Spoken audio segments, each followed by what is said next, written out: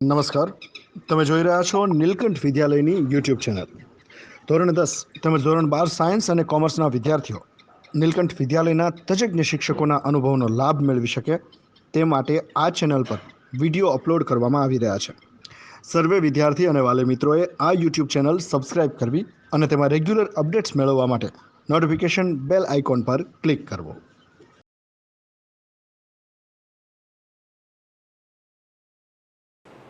Good morning students. તો ફરી એકવાર આવી રહ્યા છે આપણી YouTube ચેનલની અંદર નવા ટોપિક અને નવા ચેપ્ટર સાથે. તો સ્ટે હોમ સ્ટે સેફ સૂત્ર મુજબ આપણે ઘરે રહીએ, સુરક્ષિત રહીએ અને બહાર જતા રહીએ. આપણી YouTube ચેનલ સાથે જોડાયેલા રહો. તો વિષય બાયોલોજી જીવ વિજ્ઞાન એમાં હવે આપણે જે બીજું ચેપ્ટર પૂર્ણ કરેલું છે ત્યારબાદ હવે આપણે ચર્ચા કરીશું આપણું આગળનું ચેપ્ટર કે જેનું નામ છે ચેપ્ટર નંબર 1 સજીવોમાં પ્રજનન. તો સૌથી પહેલા એક શબ્દ છે સજીવ, જેના વિશે આપણે 11મા ધોરણથી ભણતા આવીએ છીએ. તો સજીવ લિવિંગ ઓર્ગેનિઝમ કોને કહે છે? તો કે આપણે એ વાત કરી હતી કે જીવ ધરાવે છે સજીવ કઈ ઉકી અને ટચ એવી વ્યાખ્યા, પણ એની વિસ્તૃત વ્યાખ્યા આપણે સમજ્યા હતા કે જીવ ધરાવનાર અને વિવિધ દેહધાર્મિક ક્રિયાઓ કરનારને સજીવ કહે છે. જે જીવ ધરાવે છે અને ઘણી દેહધાર્મિક ક્રિયાઓ, શારીરિક ક્રિયાઓ, શરીરની અંદર થતી ક્રિયાઓ કે જેની અંદર શરીર ભાગ લે છે એને આપણે દેહધાર્મિક ક્રિયાઓ કહીશું. તો એ દેહધાર્મિક ક્રિયા કરનારા જે છે એને આપણે શું કહીશું? સજીવ કહીશું. એની અંદરની એક દેહધાર્મિક ક્રિયા જે છે એમાં આપણે પ્રજનનનો સમાવેશ કરીશું. તો બીજો જ પ્રશ્ન આપણને એવો થાય કે પ્રજનન એટલે શું? What is the reproduction? તો પ્રજનનની જે ક્રિયા છે એની જો વાત કરીએ તો ખાસ કરીને વ્યાખ્યા આવી થાય કે પુખ્ત અવસ્થાએ સજીવ પોતાના જેવા નવા સજીવના સર્જન માટે જે દેહધાર્મિક ક્રિયાનો ઉપયોગ કરે છે આ ક્રિયાને પ્રજનન કહે છે. Talking about reproduction. બાકી વ્યાખ્યા ફરી સમજીએ આપણે. તો એક શબ્દ છે પુખ્ત અવસ્થા, એમ મેચ્યોરિટીની વાત છે. પુખ્ત અવસ્થા સિવાય પ્રજનનની ક્રિયા શક્ય નથી. જરૂર પડશે સજીવની કે જે પોતાના જેવા જ નવા સજીવનું સર્જન કરે. તો જે સજીવ સર્જન કરે છે, આ જે સજીવ સર્જન કરે છે એ સજીવને પિતૃ તરીકે ઓળખવામાં આવે, પેરેન્ટ. અને જે નવા સજીવનું સર્જન કરે છે એને આપણે સંતતિ, ઓફસ્પ્રિંગ તરીકે ઓળખશું.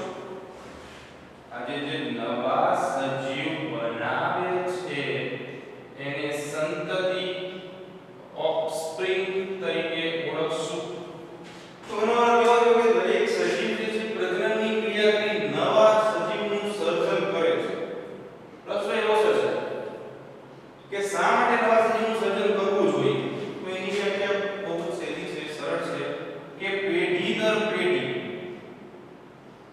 જીવ સાતત્ય જળવાઈ રહે તે માટે પ્રજનન ઉપયોગી ક્રિયા છે. પેઢી દર પેઢી જીવ સાતત્ય જે છે જળવાઈ રહે. પ્રજનનની બીજી વ્યાખ્યા આના ઉપરથી લખી શકાય કે વ્યાખ્યા એવી લખી શકાય કે પુખ્ત અવસ્થાએ સજીવ પોતાની જીવ સાતત્ય વધારવા માટે, સંતતિ વધારવાની જે ક્રિયા દર્શાવે છે એને પ્રજનન કહી શકાય. તો પ્રજનનની ક્રિયા આપણે જીવ સાતત્ય જાળવી રાખવા માટે, વંશવેલો આગળ વધારવા માટે કરીએ છીએ. મોસ્ટ ઓફ દરેક સજીવ જે છે પ્રજનનની ક્રિયા કરે છે. એક્સપેક્ટેડ એટલે કે અપવાદ તરીકે જો વાત કરીએ તો વંધ્ય સજીવો છે, બરાબર છે? તો કેટલાક વંધ્ય સજીવો પ્રજનનની ક્રિયા દર્શાવતા નથી. વંધ્ય સજીવો તો આ જે છે અપવાદ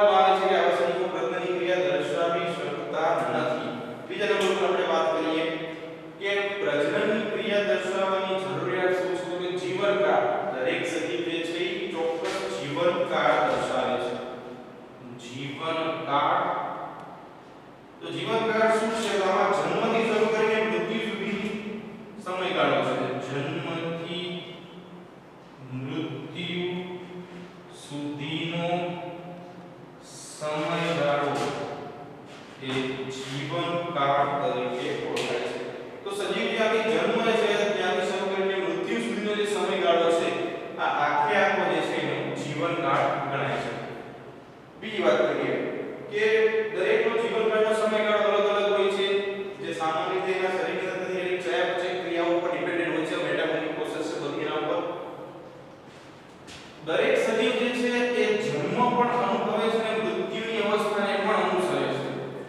માત્ર એક કોષી સજીવ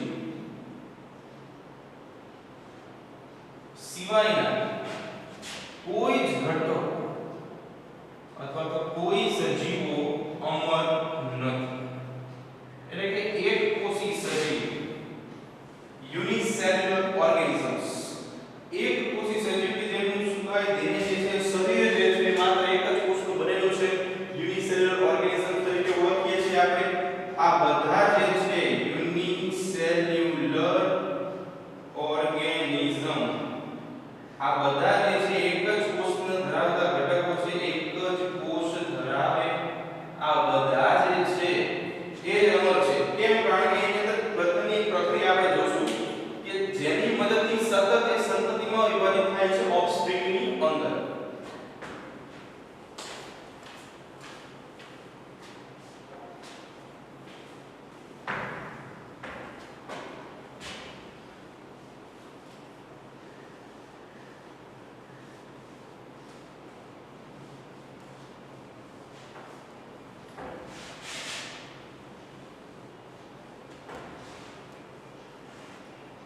તો હવે આપણે વાત કરતા હતા જીવનકાળ, કે દરેક સજીવ જે છે એ જન્મથી લઈને મૃત્યુ સુધીની અમુક અવસ્થા દર્શાવે છે.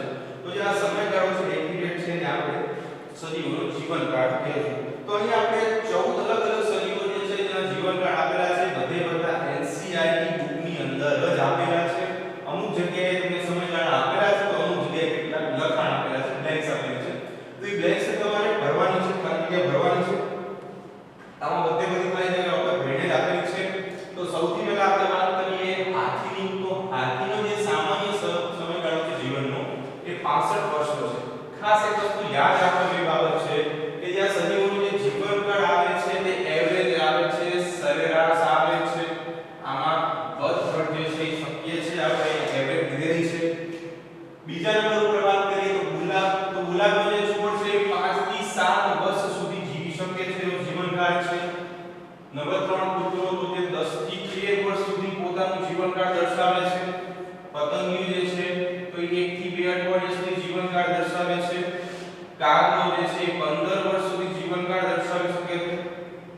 કેળ જે છે 25 વર્ષ સુધી જીવનકાળ દર્શાવી શકે છે. ગાય જે છે 18 થી 22 વર્ષ સુધી જીવનકાળ દર્શાવી શકે છે. પોપટ જે છે 140 વર્ષનું જીવનકાળ દર્શાવે છે. મગર જે છે 60 વર્ષનું જીવનકાળ ધરાવે છે. સાથે ઘોડો પણ 60 વર્ષનું જીવનકાળ ધરાવે છે. ફળમાંથી વાત કરીએ, ખાસ ધ્યાન રાખજો, ફળમાંથી અને ઘરમાંથી બે અલગ છે. ફળમાંથી વિશે આપણે આગળ પણ ચર્ચા કરીશું જેનેટિક્સ વાળા ચેપ્ટર્સની અંદર, કે જેનું નામ છે ડી મેલોગેસ્ટર અથવા ડ્રોસોફિલા મેલોગેસ્ટર, કે જે કેટલાક અઠવાડિયા અને ઘણા મટીરીયલની અંદર ઘણા સાહિત્ય જે છે 30 દિવસનો સમયગાળો જે છે એ આપે છે. તો અહીં આપણે બંને લખેલા છે. ડાંગરનો છોડ જે છે તે 3 થી 4 મહિનાનો સમયગાળો દર્શાવે છે. કાચબો 100 થી 150 વર્ષ અને વડનું વૃક્ષ 200 વર્ષનો સમયગાળો દર્શાવે છે. પહેલા પણ આપણે વાત કરી હતી, બધે બધા જે સમયગાળા છે એ સરેરાશ એપ્રોક્સી છે. હવે આપણે વાત કરવાની છે પ્રજનનની કેટલીક પદ્ધતિઓની. પ્રજનનની પદ્ધતિઓ અથવા તો પ્રજનનના પ્રકારો. તો અહીંયા આપણે મુખ્ય બે પ્રકારો જોવાના છે. બંને વિશે આપણે થોડી ડિટેલમાં માહિતી લેશું અને એની પેટા પદ્ધતિઓ જે છે એનો અભ્યાસ કરીશું. તો બે પ્રકાર પ્રજનનના છે પદ્ધતિના. તો એની અંદર સૌથી પહેલા આપણે વાત કરીએ તો એમાં છે અલિંગી પ્રજનન અને બીજા નંબર ઉપર છે લિંગી પ્રજનન. તો અલિંગી પ્રજનન જે છે કે જે એસેક્સ્યુઅલ રિપ્રોડક્શન તરીકે ઓળખાય છે, જ્યારે આ સેક્સ્યુઅલ રિપ્રોડક્શન તરીકે ઓળખાશે. બે અલગ અલગ ટાઈપ્સ જે છે બુકની અંદર એકની માહિતી આપેલી છે, આપણે થોડું ડિટેલમાં બધી વિશે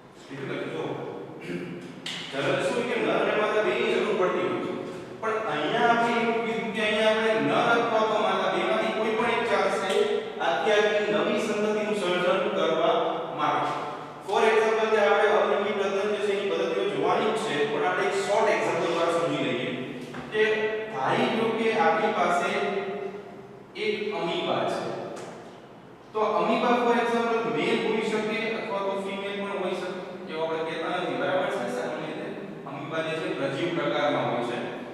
તો આ એક અમીબા જે છે એની મદદથી આપણે નવી સંતતિ એટલે કે બે બાળ અમીબા જે છે એ બનાવી શકાય છે. તો આજે એને આપણે કહીશું પિતૃ અમીબા, અને આ બે જે બનેલા છે એને આપણે નામ આપીશું બાળ અમીબા.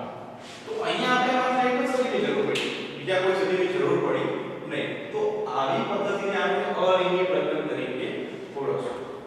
નંબર 2 લિંગી પ્રજનન. આ એક વિશિષ્ટ પ્રક્રિયા છે. તો લિંગી પ્રજનન શું છે? તો કે આ પ્રજનન પદ્ધતિમાં નર અને માદા બંને જન્યુ નિર્માણની ક્રિયા કરે છે, ત્યારબાદ જન્યુ જોડાણ એટલે કે ફલનની ક્રિયા થાય છે અને નવી સંતતિ સર્જાય છે. તો ખાસ જોવાની છે કે પદ્ધતિમાં નર અને માદા આ બંને જન્યુના નિર્માણની ક્રિયા થાય એટલે જરૂરિયાત પેલી પડશે, ત્યારબાદ જન્યુ જોડાણ એટલે ફલનની ક્રિયા થાય અને પછી નવી સંતતિ સર્જાય. તો ફોર એક્ઝામ્પલ આપણે એવું વિચારીએ કે લિંગી પ્રજનનની અંદર શું છે? ફોર એક્ઝામ્પલ કે આ નર છે,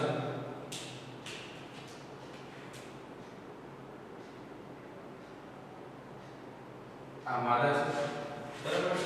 તો નર અને માદા અહીંયા બે જોડાવાના છે. પહેલામાં આપણે શું હતું કે કોઈ એક જ તે જરૂરિયાત છે તો એના બે અલગ પૂરા થઈ જાય એટલે બે સજીવો છૂટા પડે છે. તો આની અંદર શું થઈ ગયું છે કે આ જે છે એને આપણે નામ આપીશું પેરેન્ટ એટલે કે પિતૃઓ. હવે બંનેના થોડા થોડા લક્ષણ આપણે વિચારીએ કે બેના અઢાર લક્ષણો જે છે એ આની અંદર આવે છે. તો બેના અઢાર લક્ષણો આવી જશે એટલે કેવું થઈ જશે એની વાત કરીએ આપણે. તો ફોર એક્ઝામ્પલ કે બરાબર છે અડધા લક્ષણો આપણે ડિવાઈડ કરીએ છીએ.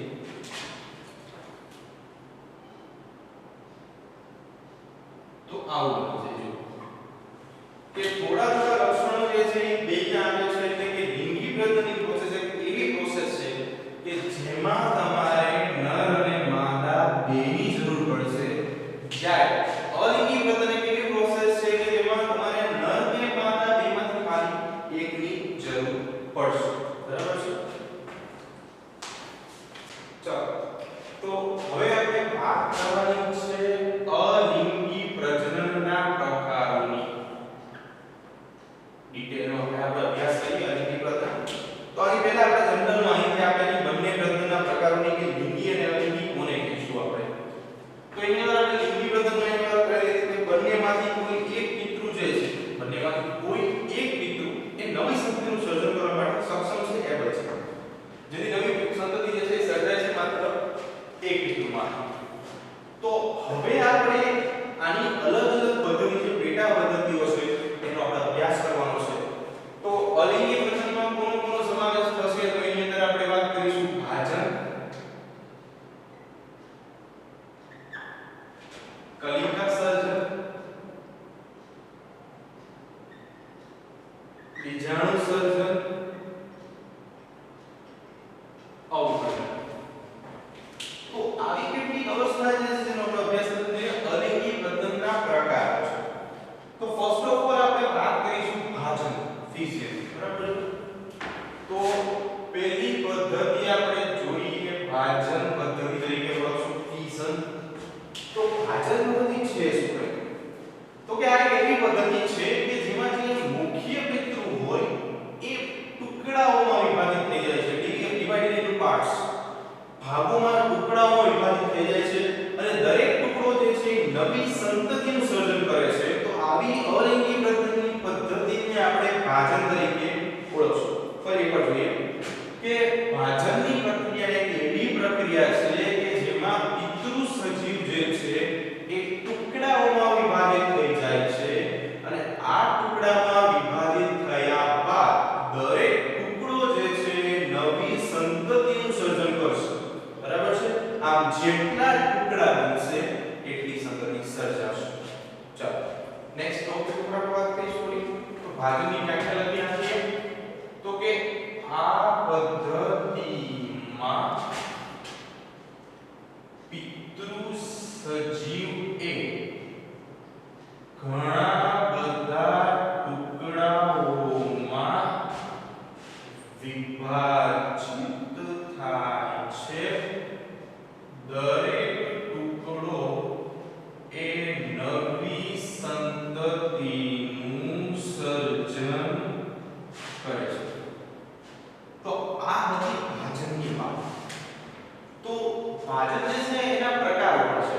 ફોર એક્ઝામ્પલ કે પહેલા આપણે જોઈએ કે ભાજન બાદ જે સંતતિ સર્જાય છે એની સંખ્યાના આધારે પ્રકારની વાત કરીએ તો બે પ્રકાર પડે, દ્વિભાજન અને બહુભાજન.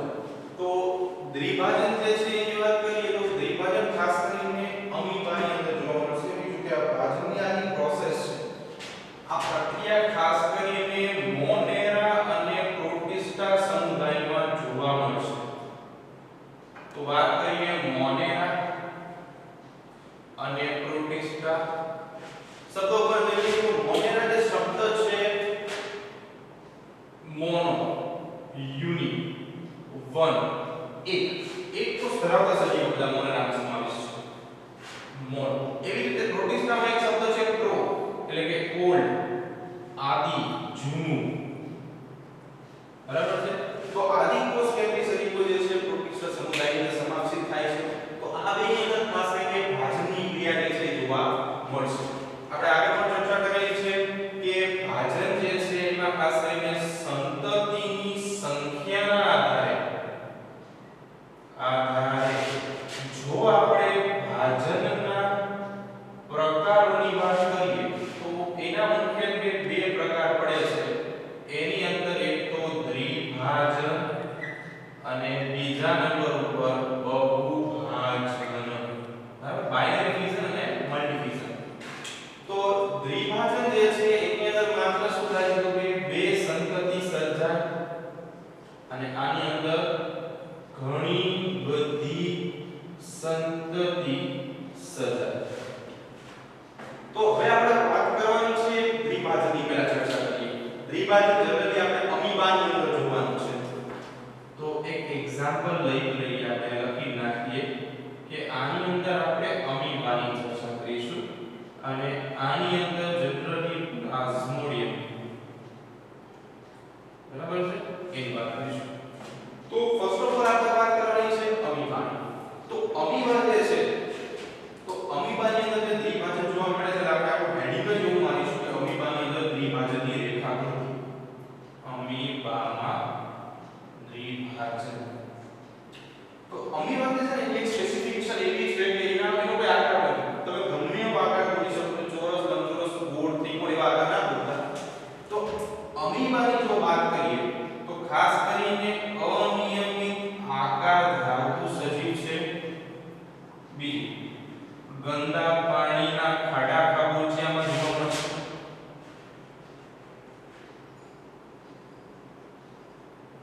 બરાબર છે, અમીબાની લાક્ષણિકતા છે. તો અમીબા જે છે ફોર એક્ઝામ્પલ કે આને આપણે દોરીના અમીબા બતાવેલું છે. તો આ અમીબા છે. અમીબા જે છે એ કોષ કેન્દ્ર ધરાવે છે, ન્યુક્લિયસ, એક આંકુંચક રસધાની જેવી રચના પણ ધરાવશે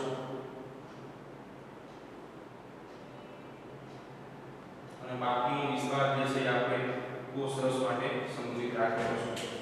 તો આની અંદર કઈ કઈ ત્રણ ટુકડાઓ આપણે જોવા મળી એની આપણે વાત કરી લઈએ અત્યારે. તો સૌથી પહેલાની બાજુએ આપણે જોવા મળેલું કોષ કેન્દ્ર, આંકુંચક રસધાની, કોષ રસ અને ખોટા પગલા.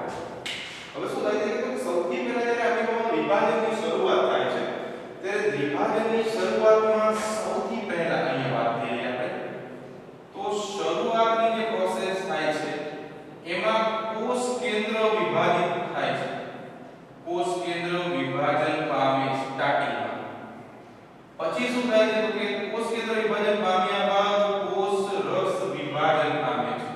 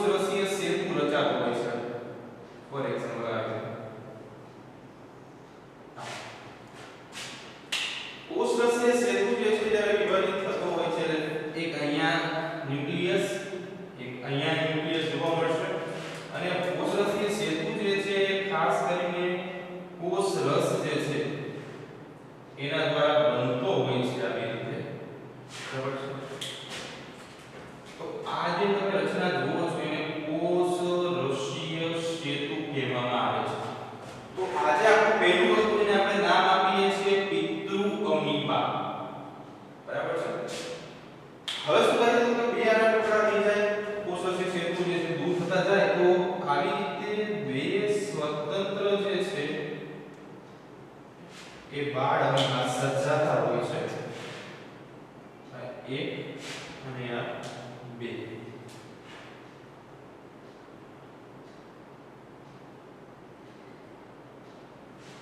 તો આવી રીતે 1 માંથી 2 જે છે હવે આપણે નામ આપીશું બાળ અમીબા.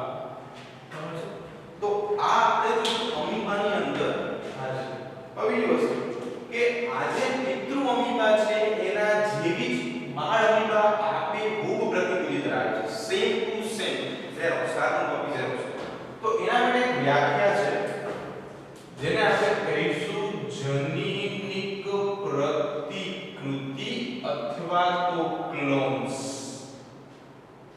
તો ક્લોન્સ અથવા તો જનીનિક પ્રતિકૃતિ શું છે? તો કે ખાસ કરીને અલિંગી પ્રજનનની અંદરથી અલિંગી પ્રજનનથી મળતી સંતતિ આબેહૂબ પિતૃઓ જેવી જ હોવાથી, એટલે કે પિતૃઓ જેવા જ લક્ષણ ધરાવતી હોવાથી આવી સંતતિને જનીનિક પ્રતિકૃતિ અથવા તો ક્લોન્સ તરીકે ઓળખવામાં આવે છે. બીજી વસ્તુની વાત કરીએ કે જે મુજબ આપણે સંતતિના આધારે ભાજનના બે પ્રકાર પાડેલા છે, આપણે દ્વિભાજન અને બહુભાજનનો સમાવેશ કરેલો છે. સેવી રીતે આપણે વાત કરીશું આગળ કે જે દિશામાં ભાજનની ક્રિયા થાય છે એના આધારે પ્રકારોની વાત કરીએ તો દિશાના આધારે ભાજનના પ્રકારો જોઈએ. દિશાના આધારે ભાજનના પ્રકારો તો એના પણ 3 પ્રકાર પડે છે. એની અંદર વાત કરીએ તો પહેલું આપણે જોશું સરળ ભાજન,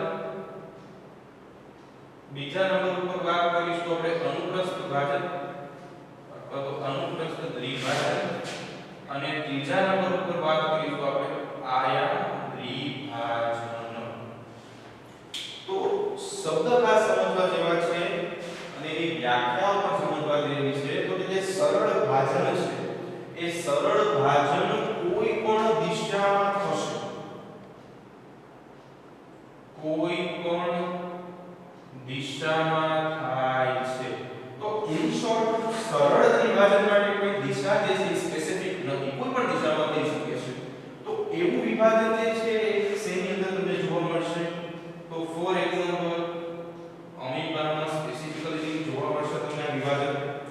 બીજા નંબર પર વાત કરીએ અનુપ્રસ્થ. બે શબ્દ જે છે બાયોલોજીમાં ખાસ જોઈ લેજો, એક છે અનુપ્રસ્થ અને બીજું છે આયામ. તો જ્યારે આડી વસ્તુ માટે આપણે વાત કરીએ છીએ ત્યારે શબ્દ વાપરશો આપણે અનુપ્રસ્થ, એટલે કે આડી દિશામાં વિભાજન થાય, આડી દિશામાં વિભાજન થાય. તો એવા ઘણા તરીકો છે કે જે આડી દિશામાં વિભાજન જે છે એ થવા માટે જવાબદાર છે. તો ઇન શોર્ટ પેરામીશિયમ જે છે એ આડી દિશામાં વિભાજન કરાવે છે. છેલ્લું વાત કરીએ આયામ વિભાજન. તો ઊભી દિશામાં થતું વિભાજન જે છે એને આપણે આયામ વિભાજન તરીકે ઓળખીએ છીએ. તો ઉદાહરણ તરીકે એની અંદર આપણે વાત કરીશું યુક્લિના અને વર્ટિસેલા. એ શબ્દ છે યુક્લિના અને વર્ટિસેલા. તો ખાસ કરીને વર્ટિસેલા અને યુક્લિના વિશે તમે પરિચિત હશો કે જે આપણે સમૂહ યુક્લિનોઇડ્સ વિશે આવે છે. તો યુક્લિના જે છે વિશિષ્ટ પ્રકારનું સજીવ છે, તે સજીવ અને નિર્જીવ જે છે એની અંદર વાત કરીએ તો યુક્લિના ખાસ કરીને વનસ્પતિ અને પ્રાણીને જોડતી પડી છે, અને પ્રાણીને જોડતી પડી. તો પ્રશ્ન એવો છે કે આ વનસ્પતિ અને પ્રાણીને જોડતી પડી આપણે કેમ કહી શકાય? તો યુગ્લિના જે છે રંજક દ્રવ્યો ધરાવે છે, એટલે જ્યાં સુધી પ્રકાશ મળશે એ સમય પ્રકાશ સંશ્લેષણની ક્રિયા ફોટોસિન્થેસિસ કરીને પોતાનો ખોરાક જાતે બનાવશે એટલે વનસ્પતિ જેવા ગુણધર્મો દર્શાવે છે. પણ જેવો પ્રકાશ બંધ થશે, અંધકાર આવી જશે, બરાબર છે, સૂર્ય અસ્ત થઈ જશે, એ સમયે નાના સજીવોને પહેલી પોતાનું જીવન વિતાવે છે. એટલા માટે વનસ્પતિ અને પ્રાણીને જોડતી કડી તરીકે ઓળખવામાં આવે છે. તો અહીંયા આપણે ચર્ચા કરી છે ભાજનના પ્રકાર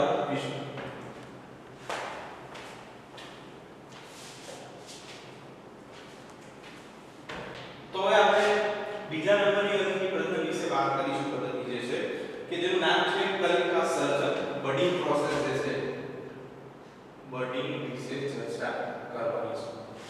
તો કલિકા સર્જન અથવા તો બડિંગ પ્રોસેસ જે છે એના વિશે આપણે થોડી વાત કરી લઈએ. તો કલિકા સર્જનમાં શું થાય છે તો કે કલિકાનું સર્જન થાય છે.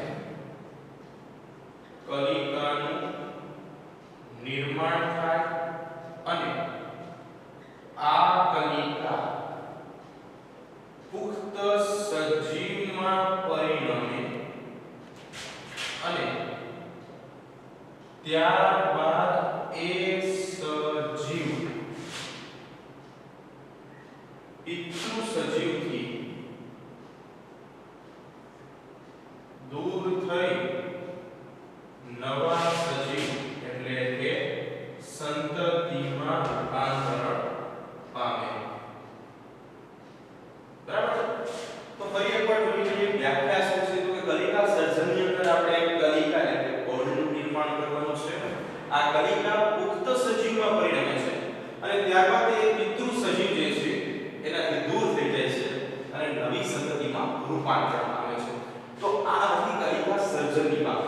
તો જે કલિકા સર્જનની પ્રક્રિયા છે કલિકા સર્જન એ પ્રક્રિયાના મુખ્ય બે પ્રકારો છે.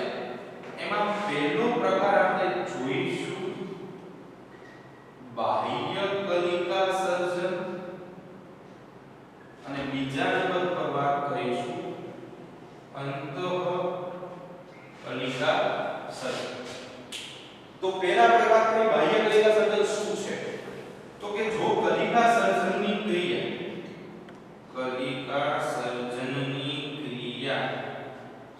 સજીવ દેહની બહારની બાજુએ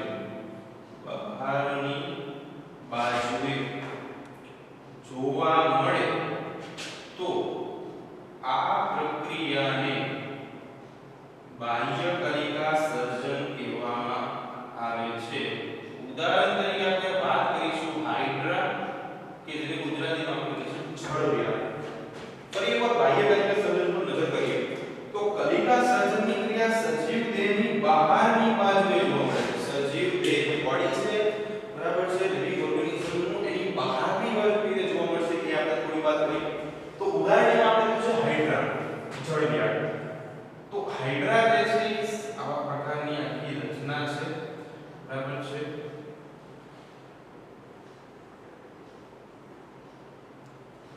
તો આ હાઇડ્રાની રચના છે બરાબર છે.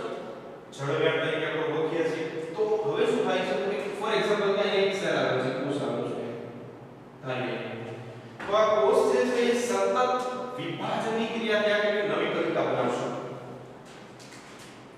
ફોર એક્ઝામ્પલ કે સેલ જે છે એ ડિવાઇડ થાય છે વિભાજન પામે છે કોષ. તો વિભાજન પામીને શું થાય છે કે આખી નવી કલિકા બનાવે છે. તો આ જે નવી કલિકા બને છે આ જે પુખ્ત બની જાય તો આ જે બની ગયું છે એ છે બાળ હાઇડ્રા અને આ જે રેડ કલરનું તમે જે જુઓ છો એ છે પિતૃ હાઇડ્રા. બરાબર છે. તો જ્યારે આ મેચ્યોર થઈ જશે પરિપક્વ થઈ જશે કે જે પિતૃ હાઇડ્રા જે છે એ આથી નીકળે છે અને પોતે નવી સંતતિ તરીકે સર્જાશે. હવે આ આખી પ્રક્રિયા શરીરની બહારની બાજુએ આપણે કરીએ છીએ એટલા માટે આપણે કહીએ છીએ બાહ્ય કલિકા સર્જન. બીજી વસ્તુ કે આ જે ઉપરની બાજુ આપણે જોઈએ છીએ એને સૂત્રાંગો તરીકે ઓળખવામાં આવે છે હાઇડ્રામાં કે જે ખાસ કરીને શિકારીઓથી બચવા માટે શિકાર કરવા માટે ઉપયોગી છે. તો આ આપણે જોયું બાહ્ય કલિકા સર્જન. સેકન્ડ નંબર ઉપર જો વાત કરીએ તો છે અંતઃ કલિકા સર્જન. તો આ અંતઃ કલિકા સર્જન શું છે તો જો અહીંયા આપણે જે બાહ્ય કલિકા સર્જનની વ્યાખ્યા જોઈ હતી એમાં આપણે એવું કીધું કે કલિકા સર્જનની ક્રિયામાં સજીવ દેહની બહારની બાજુએ જોવા મળે આ પ્રોસેસ બરાબર છે. તો અહીંયા આપણે કહીશું કે કલિકાનું સર્જન સજીવ દેહની અંદરની બાજુએ જોવા મળે છે. તો એનું ઉદાહરણની વાત કરીએ આપણે તો ખાસ કરીને વાદળી સચિત્ર સમુદાય જે છે એની વાત કરવાની છે આપણે. તો ફરી એકવાર વ્યાખ્યા પર નજર કરીએ કે કલિકાનું સર્જન દેહની અંદરની બાજુએ જોવા મળશે તમને.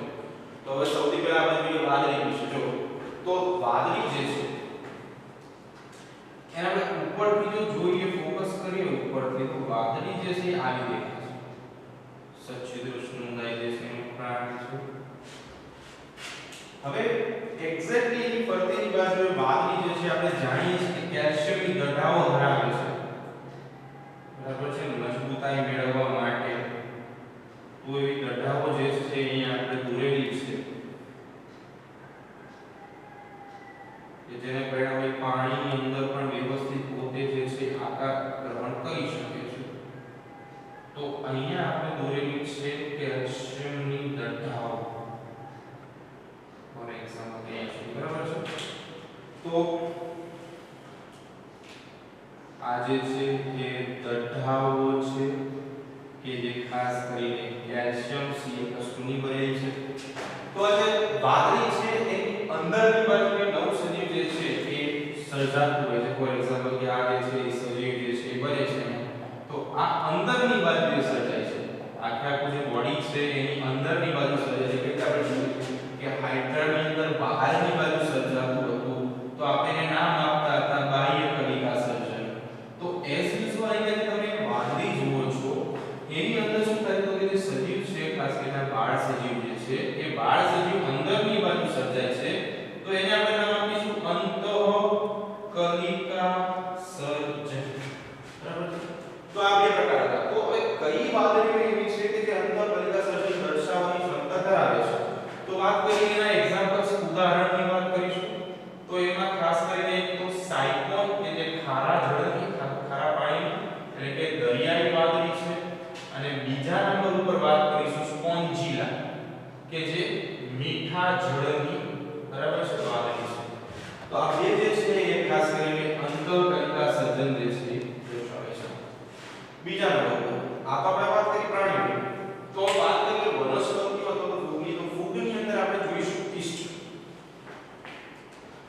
તો નેક્સ્ટ જે પોઈન્ટ છે એ છે ઈસ્ટમાં કલિકા સર્જન બડી પ્રોસેસ ઇન ઈસ્ટ તો ઈસ્ટમાં કલિકા સર્જન જે છે એ આપણે જોવાનું છે ઈસ્ટ ખાસ કરીને આપણે વધુ માત્રામાં ઉપયોગમાં લઈએ છીએ આંખોની ક્રિયામાં તો એનો આપણે અભ્યાસ કરવાનો છે તો ફોર એક્ઝામ્પલ કે આ જે છે એક નોર્મલ સેલ જે છે સામાન્ય કોષ જે છે ઈસ્ટનું તો આ કોષ જે છે એમાં સેન્ટ્રલ પાર્ટ જે છે એની અંદર આપણે ન્યુક્લિયસ કોષ કેન્દ્ર દોરેલું છે અને ફરતેની બાજુએ જે છે કોષરસ આપણે દોરેલું છે તો આટલી વસ્તુ જે છે એનો અભ્યાસ આપણે અહીંયા કર્યો છે તો ફરી એકવાર આપણે દર્શાવી દઈએ કે આ જે છે ઈસ્ટનો કોષ છે એની અંદર આ જે છે કોષરસ છે અને આ જે ભાગ છે એ કોષ કેન્દ્ર છે તો હવે શું થાય છે કે કોષરસ જે છે એ જો ધીમે ધીમે વધતો જાય છે તો એને પરિણામે શું થાય કે જે પ્રોસેસ છે આખી એ આ બનાવવામાં છે તો જે સામાન્ય કોષ હતો એમાં કોષ કેન્દ્ર છે અને આ જે છે કોષરસનો વિસ્તાર જે છે એ ધીમે ધીમે ઉપર જે છે એ આગળ વધે છે તો આ જે બનેલી અવસ્થા જે છે એને કલિકા કહીશું હવે શું થાય તો કે કલિકા જે છે તો ધીમે ધીમે વધે છે એટલે કે આપણે આમ દોરી શકાય એટલે કે આ એક આનું કોષ કેન્દ્ર આનું આ બીજું કોષ કેન્દ્ર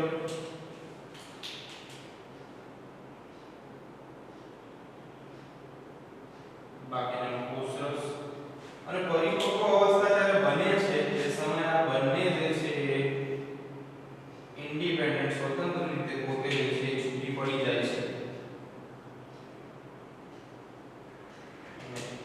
નવા ઘટકો જે છે એનું સર્જન થાય છે તો આવી રીતે જે છે ખાસ કરીને બાળ ઈસ્ટ જે છે એનું સર્જન થાય છે જે આ હતી એને આપણે નામ આપીશું પિતૃ ઈસ્ટ પેરેન્ટ ઈસ્ટ અને આ જે હતી એને આપણે નામ આપીશું બાળ ઈસ્ટ બરાબર છે ચાઇલ્ડ ઈસ્ટ તો આ રીતે આપણે ખાસ કરીને કલિકા સર્જનની પદ્ધતિ જોઈ શકાય છે અત્યાર સુધી આપણે બે અલિંગી પ્રજનનની પદ્ધતિ જોઈ હવે આપણે આગળ ચર્ચા કરીશું નેક્સ્ટ સેક્શનની અંદર તો અહીંયા સુધી આપણે